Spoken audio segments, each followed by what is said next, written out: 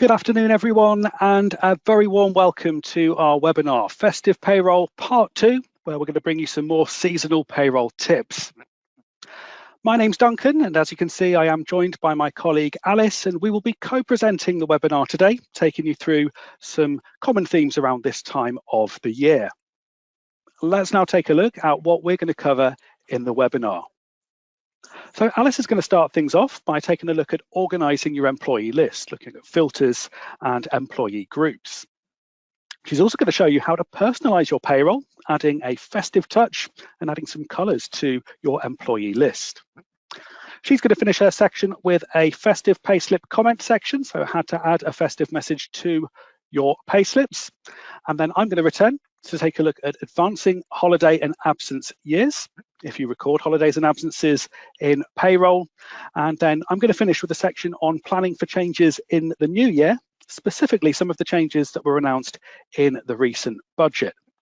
And we will finish with a quiz to test your newfound knowledge, completely optional.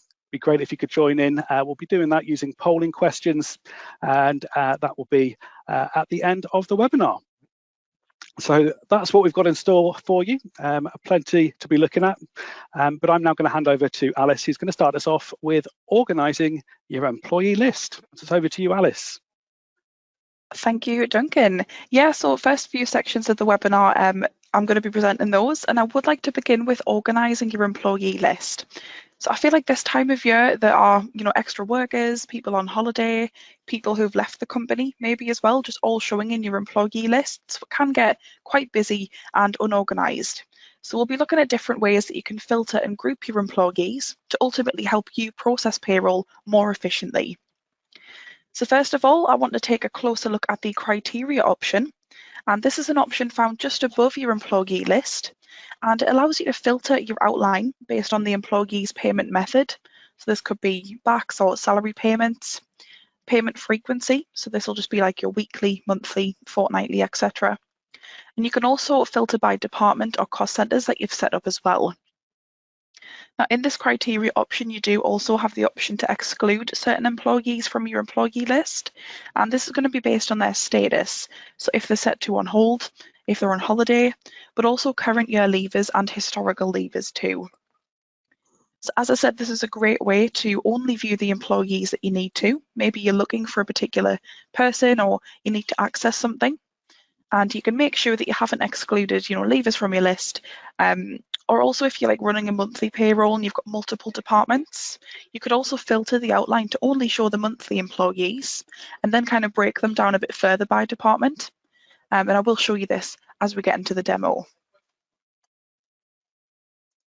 And a little top tip with this as well is that if you've ever had employees who are missing from your employee list, such as people who you've made a leaver or people who are on hold and you can't see them in that employee list, do make sure to check the criteria settings. It might just be that you've selected to exclude them from the list and therefore they're hidden. So you just need to untick them in there and you'd be able to see them again. But as I said, I will show this in a demo. That's a little bit about the outline, the criteria. But another way to actually organise your employees is by setting up employee groups in the outline. So these can be used not only to keep sets of employees together to help you process more efficiently, but also if you wanted to run reports on different sets of employees, you can easily create and assign groups to make this a bit easier. And the employee groups can be set up in a couple of different places, but the main one that we'll look at today is going to be in the outline where you can view, create and edit them too. Now, by default, Sage 50 Payroll does have some groups set up already, which are kind of controlled by the filters in the criteria option. You might have seen those little yellow folders in the outline, which you can see on the image on the right-hand side there. So kind of by default, that'll be your payment frequencies or payment period. But this does depend on what filters you've got in the criteria option. So you can change these. I will show you that very shortly. And you can create any other groups you need. So for example, I might have some groups set up for any seasonal workers that I've got, or full-time or part-time workers, or maybe like your sales team, or whatever you need really is totally up to you. But setting up these additional groups, it's nice and quick to do. You'll just need to right-click in the blank space on the outline and then click New Employee Group and then assign the relevant employees to that. So we'll go straight into a demo for this. I'm going to bring up Payroll. And we're going to look at the criteria option first of all, and followed by setting up some employee groups. But just before I do that, just to kind of show you the outline as well. So you can toggle this on and off, this section here, just using this outline icon. So if you can't see it, just click that icon there. And if you click the All Employees folder here, that is kind of already separated there by payment frequency at the moment. And if I dig a bit deeper, if I had any departments set up, they would also kind of filter by those too. So it will show the relevant employees in each of these groups in the employee list, ready for you to highlight and process or run reports on. So if I click weekly, for example, I can see all of my weekly employees showing up there, and same with monthly too. And the reason it's doing this is because of what we've got selected in the criteria option. So the criteria option, this is found just above your employee list, and it's this kind of funnel icon. And if I click on this, I can see I've got quite a few different tick boxes on payment frequency, payment method, and some statuses at the bottom too. I've also got some filters at the top, and currently it's filtered by payment frequency or payment period first, then by department, which we saw in the outline. Then if I did want to go a bit further, I do have the option of adding a third filter too. So these filters at the top and these options below, these determine the categories which the employees are filtered by in the outline.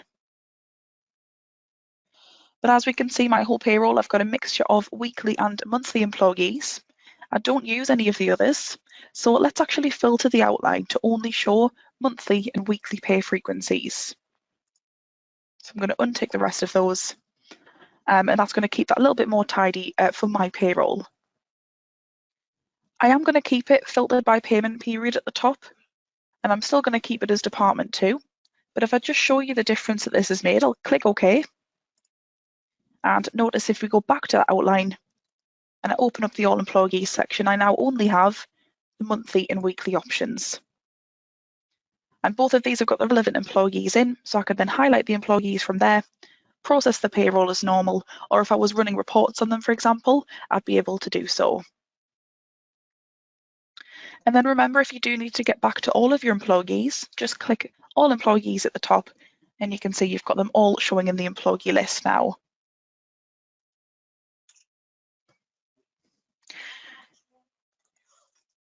You can also filter by payment method too. So if I change this top drop-down, this top filter, and change that to payment method, I'll leave this as department, but I can actually choose which pay methods to include. So let's do backs, cash, we'll do direct backs too. And if I just untick the ones I don't use, then click OK. Again, once I go back to the outline, I can see instead of filtering by payment frequency, it's filtering by the payment methods too.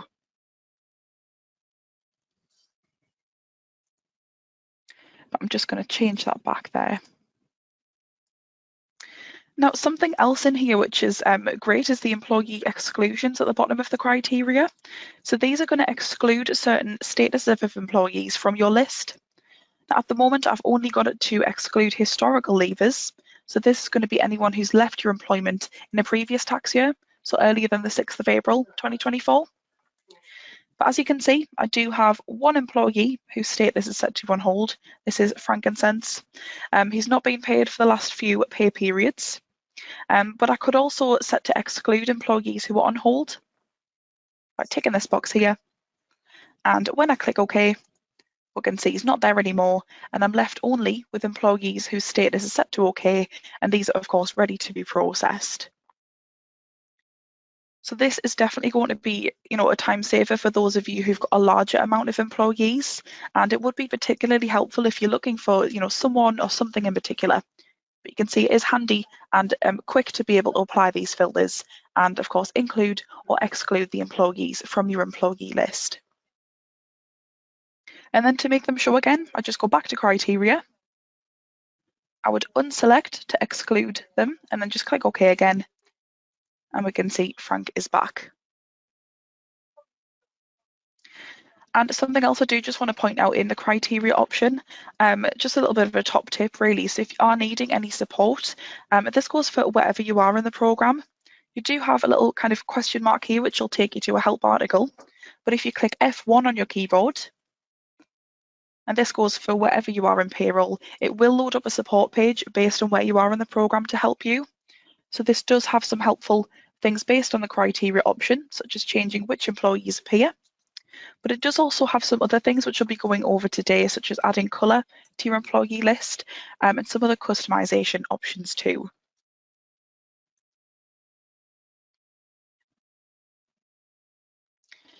So that was a bit more about the criteria option. And remember, if anyone is missing from your list, just check in there to see what tick boxes are selected or unselected.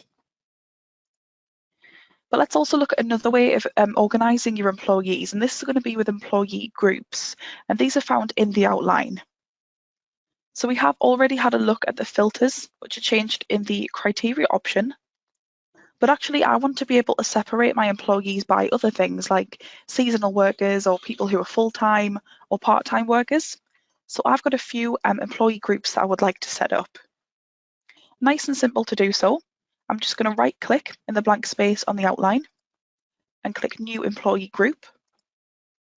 I'm going to give it a name. So this one I'll call Seasonal Workers. I can select whether this group's going to be available to all users, so anyone else who logs in with their own username on Payroll. If I want them to have access to it, I can select that box and click OK.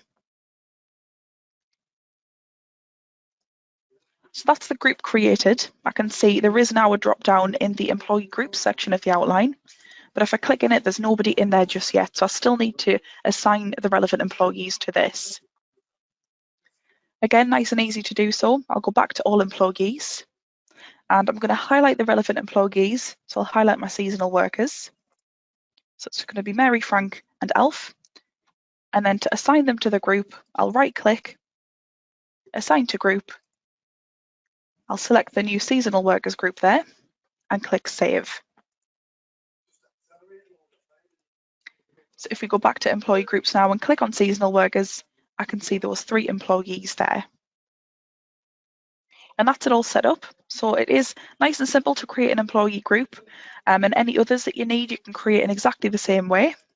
So I'd right click, new employee group. This time, for example, I'll do part-time workers, make it available to all of my users and click OK. And then I'm going to go ahead and select the employees that I'd like to put in this group. Right click, assign to group, and I'll put those in the part-time one. And then of course, any others that you need to make, again, just same kind of process there.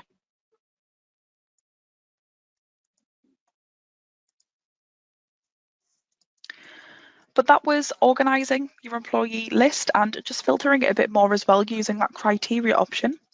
And then the outline as well, which we were creating and assigning employee groups on. Little top tip as well, if you can't see the outline, just remember you can kind of toggle that on and off using the icon above the employee list. But that does bring us nicely onto the next section of the webinar, which is going to be a bit on personalising your payroll. So this is just a bit of a quick section, but it does kind of fit in with organising your employee list too. But one way that you can personalise your payroll is by changing the colours on your interface.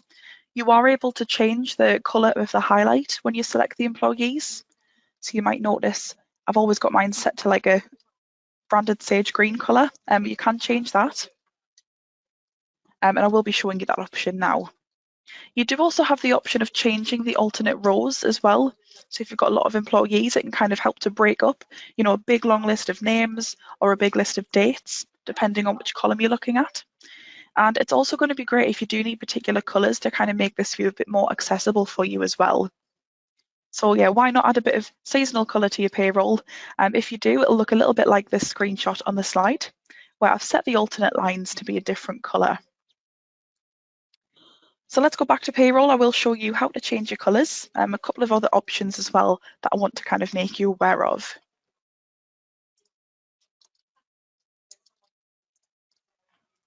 So I'm back in payroll, and to do this, you don't need anybody highlighted. So I'll leave my selection blank.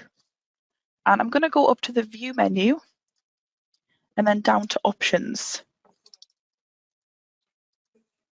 A couple of different things in here, but the tab we're going to be looking at is colours. And you're then able to change the fill colour or the text colour of your employee list. So I would normally leave the text as it is. I just leave that as the kind of black colour there, but feel free to experiment with that. Or to change the fill colour of your employee highlight, we can see mine's already set to green.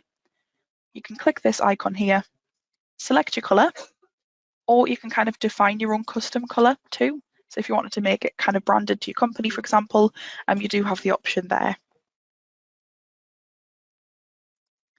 So that's for the highlight. But you do also have the option of changing the colour of the alternate lines in the list. So same example as on the slides, I'm going to use this icon, change it to a kind of festive red colour, click OK, and we can see that's kind of broke up my employee list a bit more. And yeah, depending on the colour there, of course, it can make it a bit easier to read for you as well. I'm going to go back to view and options and colours. If you do want to revert it back to the default as well, just need to click that button there and it will do that for you. But that's the colours. Another option that I would like to show you in here is just a bit more on kind of personalising things a bit more. So you are able to change some of the environment settings. So most of these you likely won't change, but I do want to point out the initial view. So by default, this was actually set to the home page when we introduced the home page in one of our previous payroll updates. And what this means is each time that you open payroll, the home page is going to be that first initial view that you see. But you do have the option of changing this. So I could change mine to any of the sections you find in the bottom left of payroll, just down here. And if I set it to payroll, for example, this means that when I first log into the program, that's going to be the first view that I see with the employee list there. So whatever you would prefer, of course, just select that from the options there and click OK.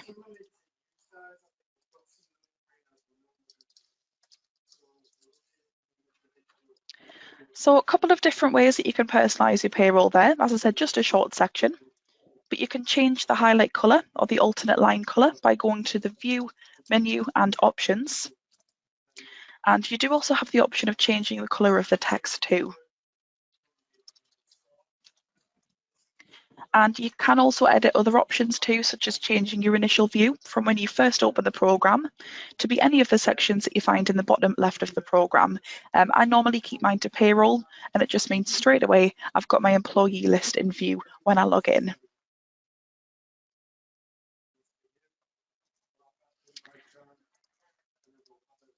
And next, and this is my last section before I pass over to Duncan, this is going to be all about adding festive payslip comments to your payslips.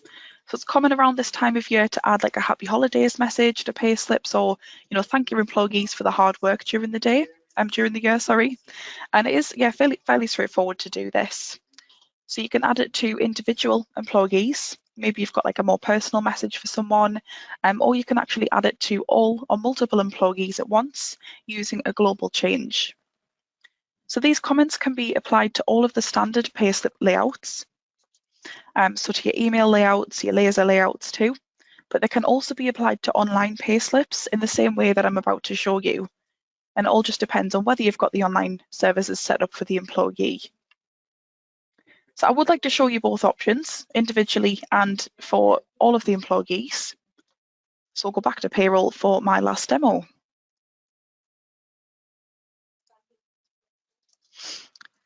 So first scenario that we're going to look at is adding a payslip comment to an individual. And you'll do this by going into the employee's record. And if you go across to the analysis tab, under electronic documents, you can see you've got a box there to input a payslip comment. So for this, I'm just going to pop in Merry Christmas, Santa. Thank you for your hard work. And just need to click save to this. And that means that when I kind of run the payslips for this employee, they will have a payslip comment showing for them. Now, as you can see, this employee doesn't have the online services enabled, but if they did, when I upload this payslip, the comment will be on there for them to view when they go to the Sage HR portal, when they log in and view the payslip. But I've added that there for now, so I'm going to click save, close the record, and I'd actually like to show you what this looks like. So if I go to pre-update reports,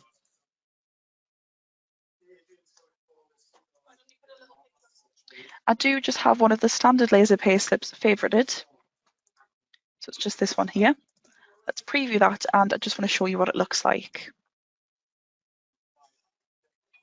And if I make this a little bit bigger, we can see we've got that payslip comment added for this employee just above there.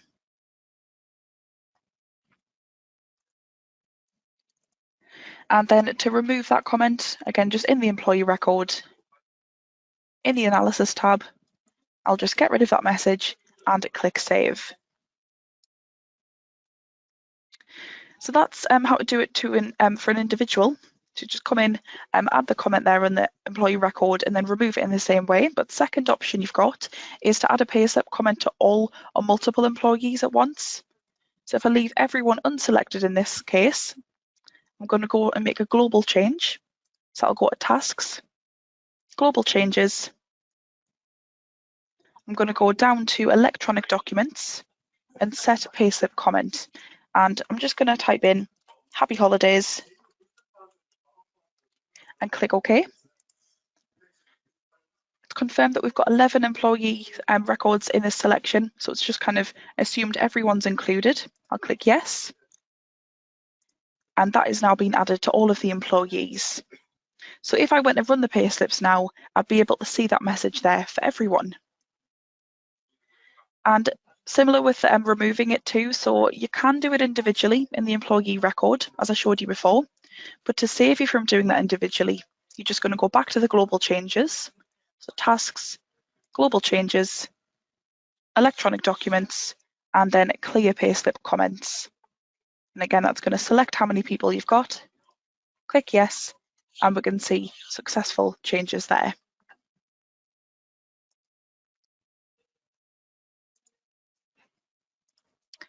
So that's a bit on payslip comments. Same principles apply all year round, of course, and you'll do them exactly the same way.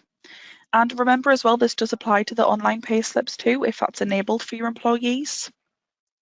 So individually in the employee record in the analysis tab, or to multiple employees, you'll use a global change. But that's it from me for now. It is time to pass over to Duncan to take you through the next few sections of the webinar. It's over to you, Duncan. Thanks so much, Alice.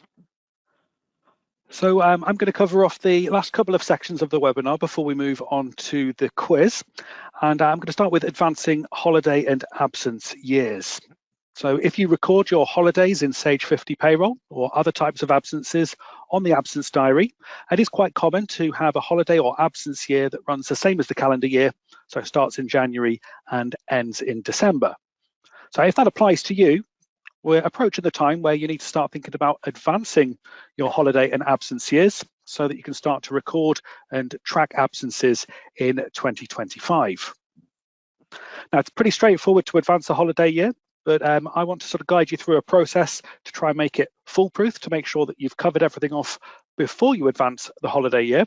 So I'm going to take you through a demo covering these 4 stages, where we're going to start with printing holiday and absence reports, which allows you to check that all of the absences and holiday for the current year have been recorded correctly. So you can make sure you're happy with it. You can save copies of those reports in case you ever need to refer back to them in the future. We're going to take a look at holiday settings. So you may have a scheme that allows entitlement to be carried forward if it's unused into the new holiday year. So we'll show you where that setting is, how to switch that on and off. We are always recommended you take a backup, but particularly before a big change like this, changing your holiday year start date, take a backup in case anything goes wrong. And then a couple of ways that you can then kind of advance that holiday year and move it on into 2025. So I'm going to run you through the steps in a demo. So I will just bring the slides down. And for this particular demo, I just have the one holiday scheme set up. And to check my current holiday and absence year start date, I'm just going to go to my company tasks and then into the company settings. And if I click onto the absence tab, you can see I have both an absence year and a holiday year. So any reports that are run for absences or entitlements for holiday schemes will start on the 1st of January and obviously end on the 31st of December.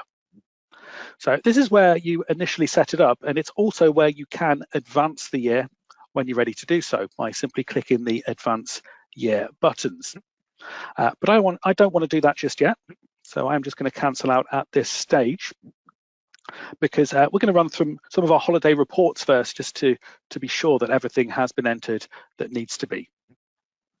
So for simplicity, I've got everyone assigned to the same holiday scheme, and I'm going to focus more on holiday rather than other absences.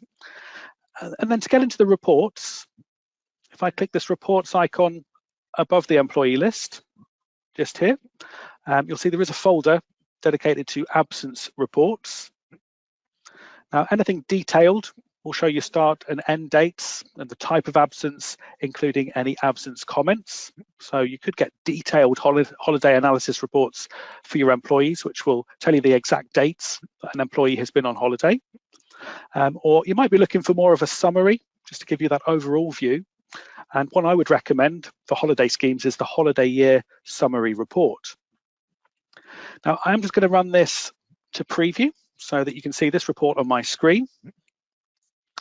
And you will see, if I just zoom in slightly on this one, I've got all of my employees assigned to the same scheme, just holiday scheme number 1. That scheme allows 25 days per year as a maximum. And I am allowing employees to carry forward any unused holiday this year. So you can see the entitlement for the individual employees. So most of them have been with me since the start of the year, but I do have a new starter that has the holiday entitlement from when they joined.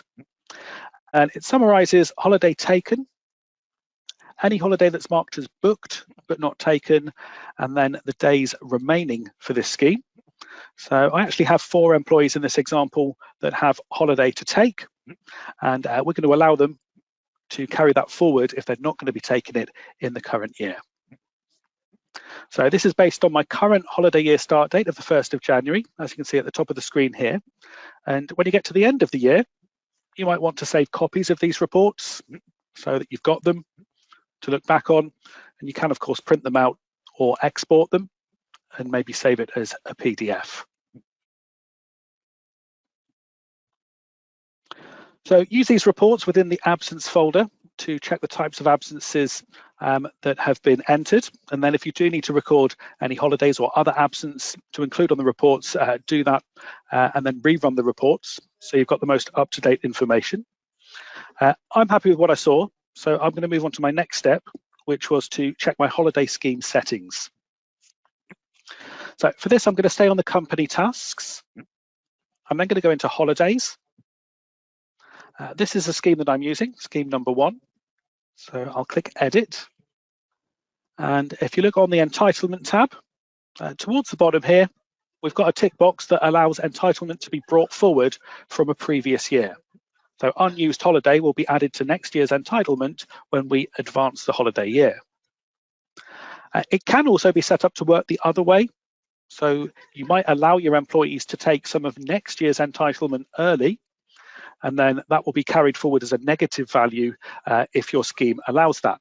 But we've not allowed that particular scenario. We are just allowing them to bring forward days they haven't used. Now, if your scheme doesn't allow that, if it's use it or lose it, you would untick this box, and when you advance the holiday year, everyone will be reset to the standard entitlement. So I'm not going to make any changes just there. I've updated all of my payroll to the end of the year. So before I advance the holiday year, I'm going to take a backup. So you should all know how to do this, but to take a backup at any point, you can go to the File menu and go into the Backup Wizard. Work your way through the wizard, and you just need to back up the files that are selected automatically. And then you can browse to a suitable location and maybe give it a name. I'm going to call it Advanced Holiday Year. And then I know I've got a point I can restore back to if something goes wrong, if I advance the year too many times, or if I realise that I hadn't recorded some holiday that I should have done in the previous year, and that's messed up my brought forward figures. So now that that's done, we can advance the year. So one way you can do that is through the settings that I showed you earlier. Go to the Absence tab and you've got that Advance Year button. The other way you can do it, so you can go to Tasks at the top of the screen. You can then click Advance Holiday Year. That takes you into a wizard. So we would click onto Next. It will show the current absence and holiday year settings. So that's what we have currently.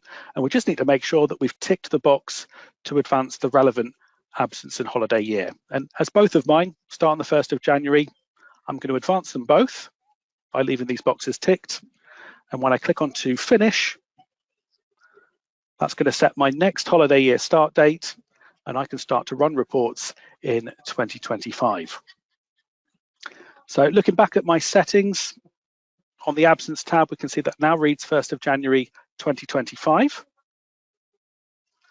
And if I look at one of my employees that did have some leftover holiday, so Mr. Claus has been pretty busy over December, hasn't been able to take all of his holiday, but looking at the holiday entitlement within his record, you can see we now have the 2 days brought forward, given the total entitlement for 2025 as 27 days.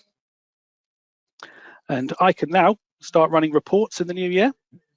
So if I just go back to that holiday year summary report, which I've also added to my favorites, I can have a quick sense check. I can run that now for my 2025 holiday year. And we can now see the employees' entitlements for this year, anything taken or booked on the diary, and the days remaining to take. So that's how you do it. I'm just going to recap those steps for you.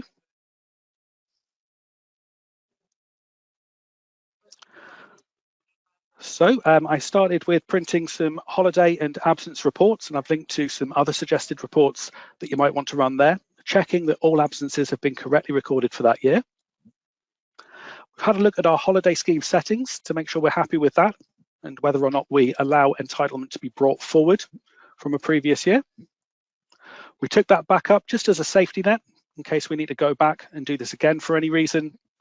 And then we've advanced the holiday year, which has set the start of our next holiday year.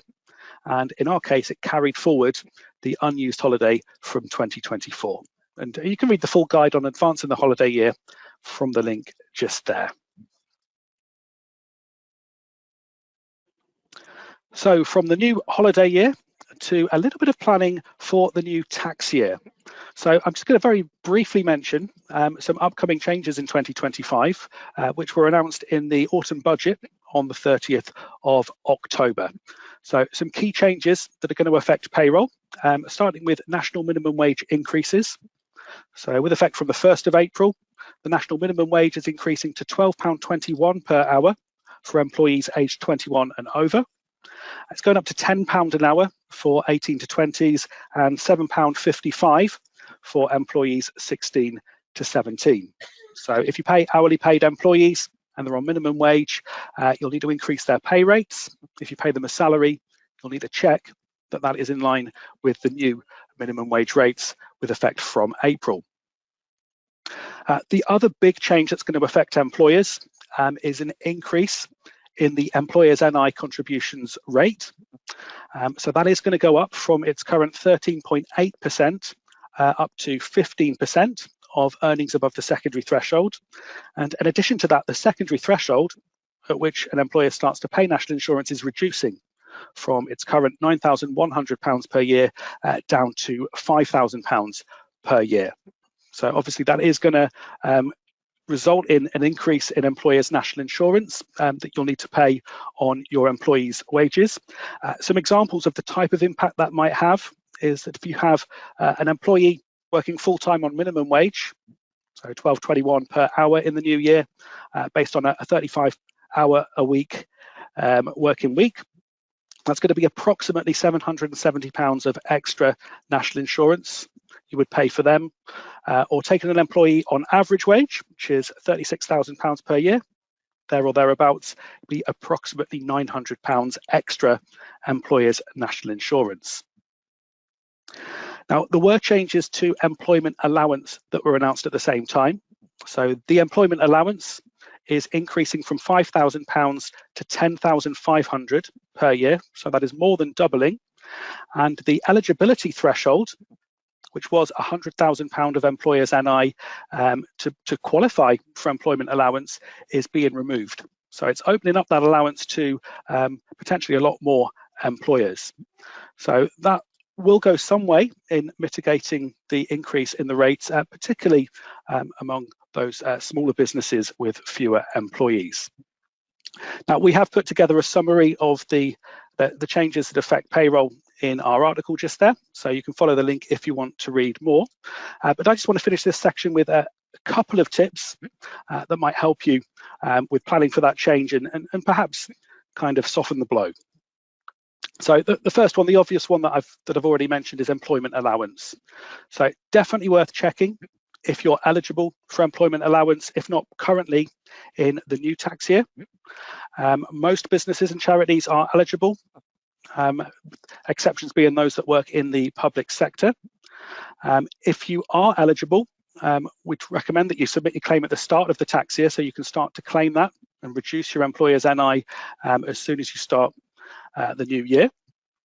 And if you realise now that you were eligible for employment allowance in the past and you haven't claimed it, it is possible for you to claim for previous tax years up to 4 years after the end of the tax year that you were eligible. So I have linked to some guidance, and you can find it on the gov.uk website to check if you're eligible. And if you are, definitely get that claimed. That can make a huge difference. And actually, we ran a month-end webinar recently, which had a section all about employment allowance. So I've linked to a recording of that if you want to read more. The other thing to consider when it comes to reducing national insurance liabilities are salary sacrifice arrangements. So the way that a salary sacrifice works is that the employee agrees to give up part of their gross salary. So it's reducing the pay before tax and national insurance, which means from the employee's point of view, they're making a saving on tax and their employees' NI contributions. But it also means that the employer won't pay national insurance on the amount of the salary sacrifice. So common examples of salary sacrifice schemes include certain pension schemes, cycle to work, and even electric vehicle leasing schemes. But one thing just to consider when you're looking at salary sacrifice arrangements is that they must not reduce an employee's wage below the national minimum wage. So don't fall foul of that, but it is certainly something that you might want to look into. And I have linked to some articles in our help centre about setting this up and processing it in your programme. So hopefully a couple of tips there that might help you move into 2025 or into the new tax year. But we're going to finish the webinar today with a quick knowledge check, just for fun, a bit of a quiz for you. We're going to bring Alice back for the first couple of questions on this one. So the way that it works is we're going to launch some polls on screen. We'll read the question, you select the answer or answers that you think are correct, and then we will tell you if you were right. So I'm going to hand over to you, Alice, for the first question of our quiz. Thank you, Duncan. So let me just launch that first question for you. This is going to be a true or false one. And it's going to be true or false. You can add an employee to more than one employee group. So true or false, you can add an employee to more than one employee group.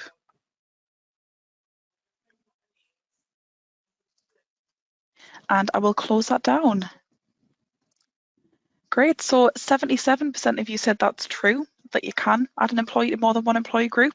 And if you said that, you would be correct. So a good example of this is if you need a particular employee in a couple of different groups to kind of run reports on, you are able to do so. Remember, just set up the group and then right click on the employee to assign them to whichever group you need. So on to question 2. And this is going to be relating to the payslip comments section. And that should be coming up on your screen now. So question 2 is going to be, how do you add a payslip comment to online payslips? How do you add a payslip comment to online payslips? Is it in step 5 of the online services settings? Is it just the same way I showed you before in the analysis tab of the employee record? Or is it when you're uploading online payslips?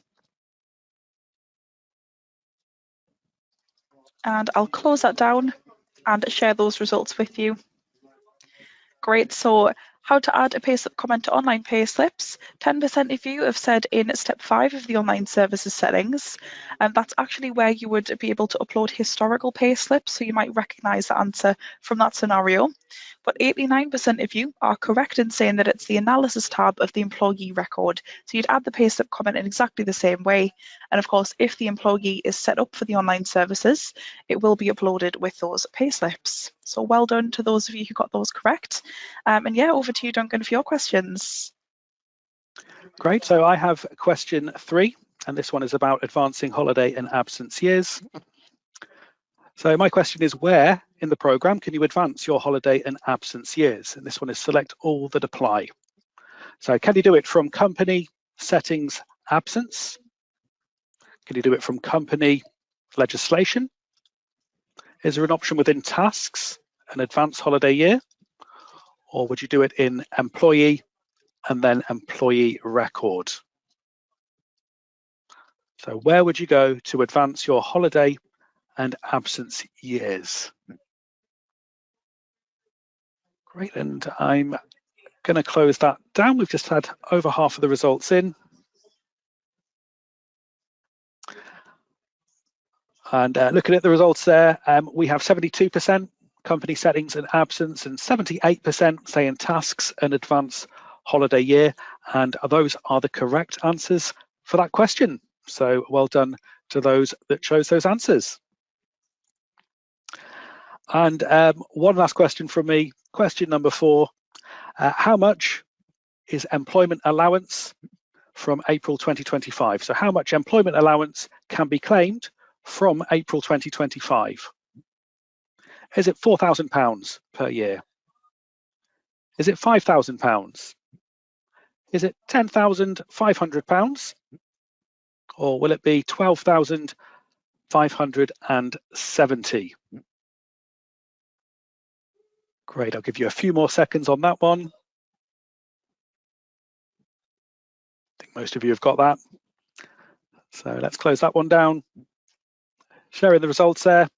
89% of you I have here are saying £10,500, and that is the correct answer. So it's currently 5,000. That 12,570 is the current personal allowance. Threw that one in to try and trip you up, but obviously that didn't work. So well done to those of you that said 10,500.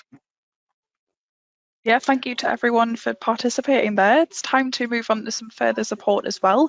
I know we're at the end of our kind of allotted time, but we just want to make you aware of kind of what's out there if you are looking for any kind of further help or have any further questions on the topics from today.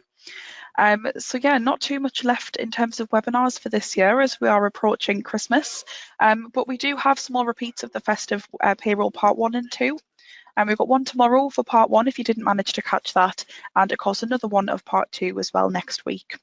And our next HR Advisor Plus webinar as well, and that is scheduled for the 15th of January at 2 p.m.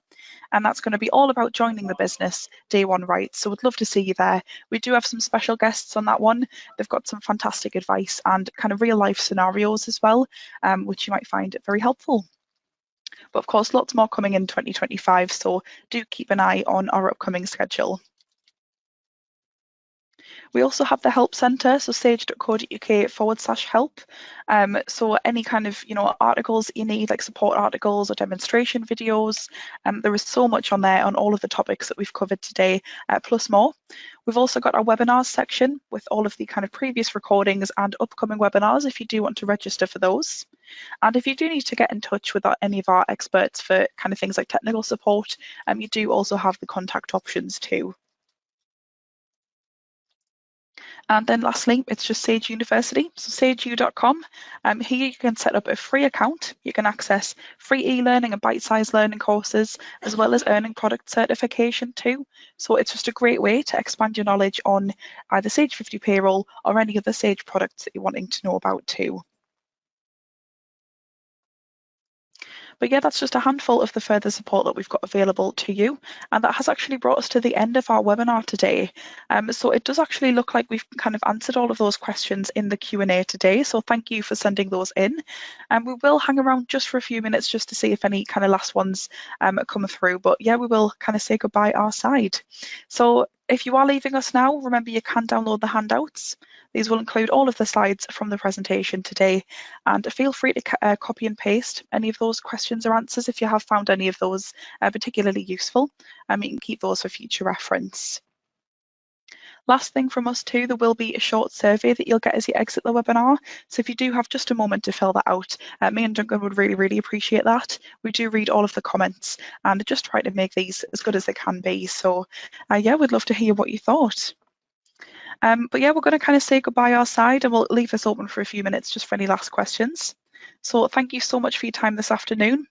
Hopefully you've enjoyed it and learned something new, maybe a couple of top tips.